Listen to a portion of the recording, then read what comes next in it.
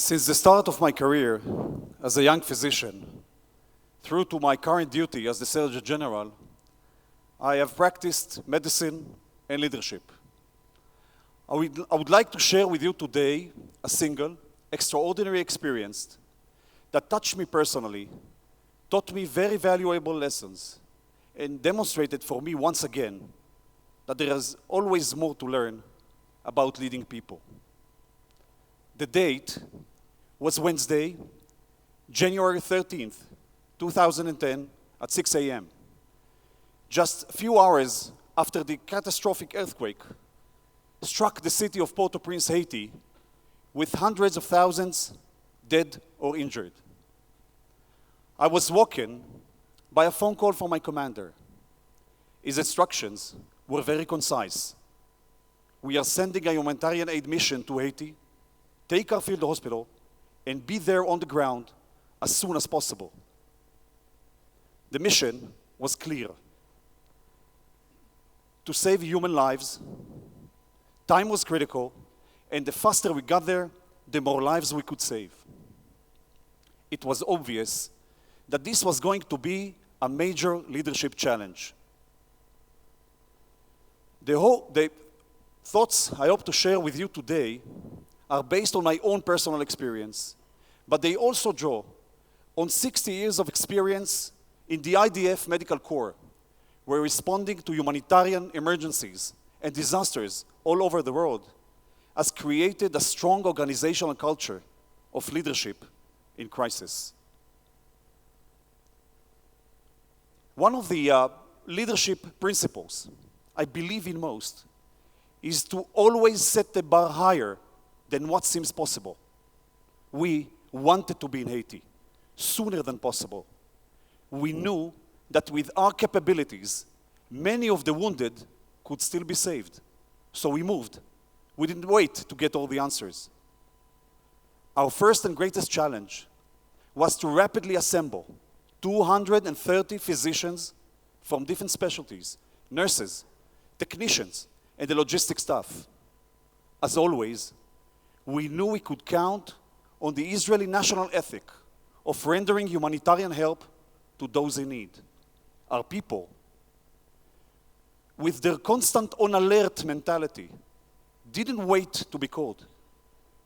Hearing about the disaster on the news, they packed their bags, left everything behind, volunteered for the mission, and within hours, we had a full team organized and ready to go. We packed 100 tons of equipment on 2 cargo planes, flew halfway around the globe, and landed in the disaster area in the evening. We worked all night long to get the entire hospital ready by morning. And on Saturday, 8 a.m., we were the first advanced hospital in the region, fully operational and already treating victims of the disaster.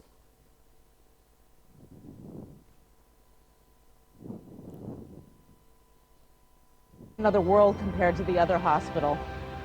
Imaging department, I mean imaging, my God, they have machines here. They have actual operating rooms and it's just amazing. But we arrived to an incredibly welcome sight, the Israeli Field Hospital, the Rolls-Royce of emergency medical care.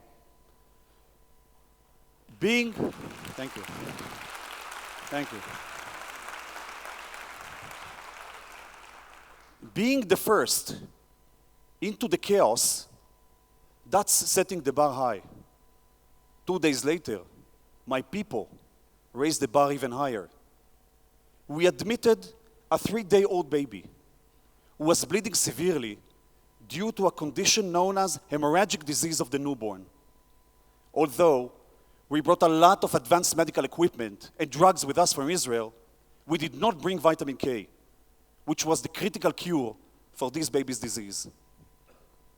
One of my surgeons approached me and said, "My blood type is O-. It contains enough vitamin K factors. Take a small amount of my blood, inject it into the baby. It will save his life." I had some concerns about the possible adverse effects of such a procedure, and I wasn't willing to actively endanger the baby.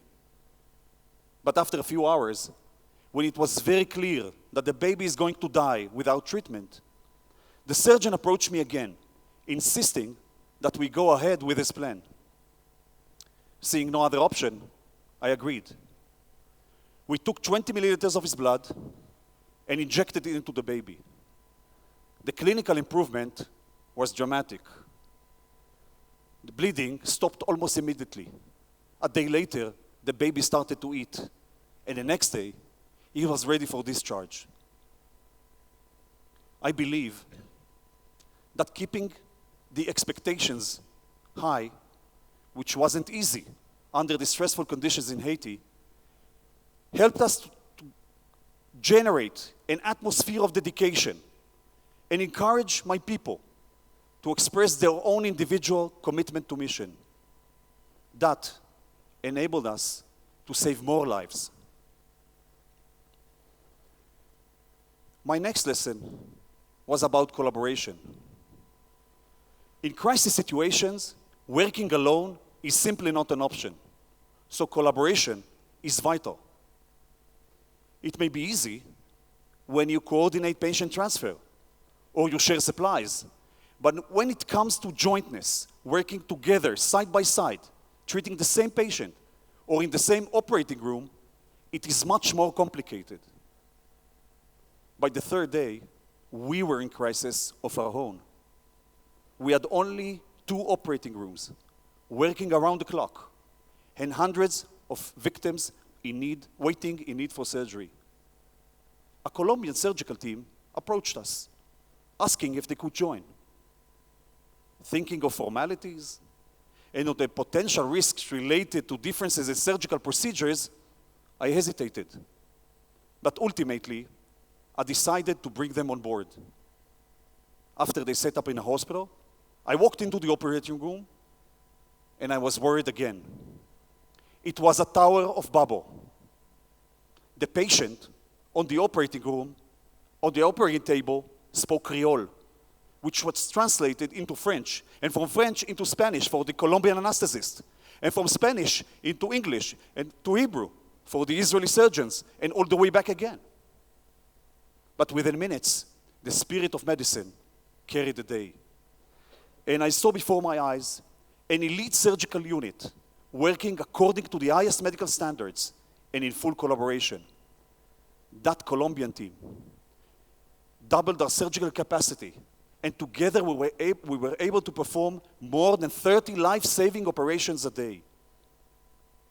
After that, we were quickly joined by many others. Physicians from California, plastic surgeons from Miami and Tennessee, oral surgeons from New York, pediatricians from Brazil, and nurses from Canada. We did everything necessary to make all these very different people fit well into the life of a hospital, to work with us and to live with us. And it worked. It's easy to find plenty of excuses why not to work in complete jointness. But as leaders, we are obligated to overcome barriers of language and culture and to find ways to bridge differences in working procedures and legalities, to adopt collaboration as a strategy. Another important thing I discovered in Haiti was the power of something I like to call shared leadership. From the start of our operation in the disaster area, we wrestled with many complex and heart-wrenching ethical dilemmas. Most of the time, these were matters of life and death. Who should we admit from among the thousands of people waiting outside for whom we are the last hope for survival when we have only 70 beds? Should we dedicate our limited resources to a baby in need for long-term rehabilitation when he has no family and no place to go after discharge?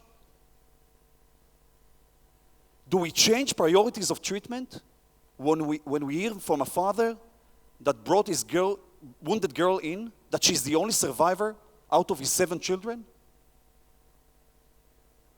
Who should get the only available pediatric ventilator machine. A single preterm baby who will need it for a very long time to stay alive, or several other children who will need it for a few hours each coming out of surgery. This time, I felt it would be better not to take all these decisions alone, but rather to involve our staff in the process and decide together. So we created a system of ad hoc ethical committees composed of several team members to assist in making the toughest decisions. I found that this process enhanced our performance and relieved individual physicians from the burden of determining a given patient's fate. As a leader, the overall responsibility always remains mine. But sometimes, the guidance I need doesn't come from the top. Sometimes, the guidance I need comes from the people I lead. During our stay in Haiti, we saved 1,111 lives and gave new life to 60 new babies.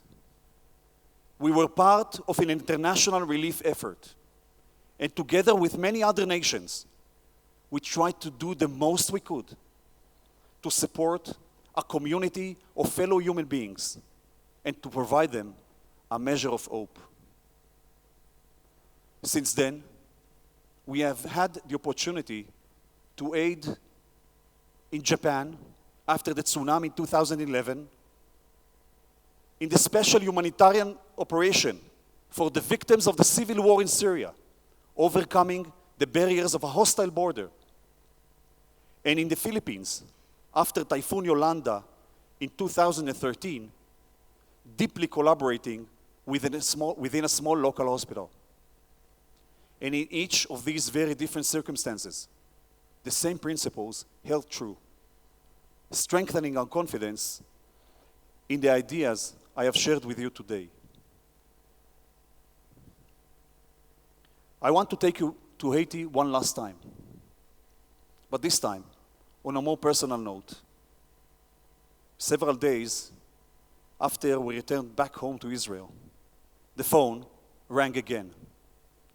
And once again, it was my commander on the line. He asked me a simple question. How do you feel? I told him that I was very proud of what our people have done there in Haiti. But I was also deeply frustrated because the people we saved there were just a tiny fraction of the many others who needed our help. He listened carefully, thought for a moment, and responded with a single sentence that affected me deeply and changed my perspective. In total darkness, even a single small candle can shed a great light. Thank you.